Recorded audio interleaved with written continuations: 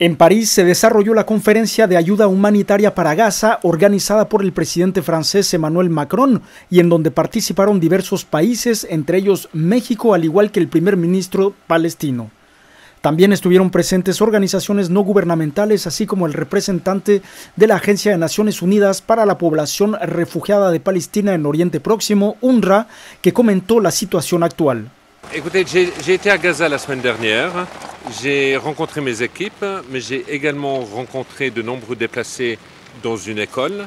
J'ai vu en fait les conditions de vie, j'ai vu en fait combien les gens ont été réduits à, un niveau d'indignité. J'ai vu des enfants qui mendiaient, qui demandaient de l'eau, j'ai vu des enfants qui suppliaient pour avoir un bout de pain.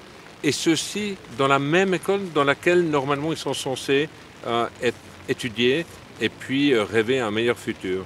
Et ensuite, quand j'ai rencontré mes équipes, elles m'ont expliqué que en fait, la réalité dans cette école est la même pour tous les déplacés qui se trouvent actuellement a Gaza. Estos testimonios se multiplican igualmente con las ONGs como Médicos Sin Fronteras, que no dejan de alertar.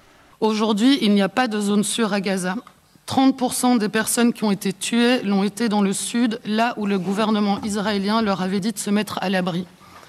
Ce qui est proposé à la population aujourd'hui, ce sont de faux couloirs humanitaires, de fausses zones sécurisées. Les demandes d'évacuation des hôpitaux sont irréalistes et dangereuses. Le système de santé est au bord de l'effondrement, or le nombre de blessés et de malades est tel que leur prise en charge se fait et ne pourra se faire que dans les hôpitaux existants, qui pourront être renforcés par des hôpitaux de campagne. L'aide arrive au compte-gouttes. Sa pénurie est organisée. Cerca de 1 millón de personas están refugiadas en establecimientos de Naciones Unidas en Gaza, situación que no es una garantía. Et nous avons plus de 750 000 personnes actuellement dans les établissements des Nations Unies qui sont venus chercher protection de l'emblème des Nations Unies, mais on a vu qu'au cours de cette guerre, même les bâtiments des Nations Unies n'ont pas été respectés.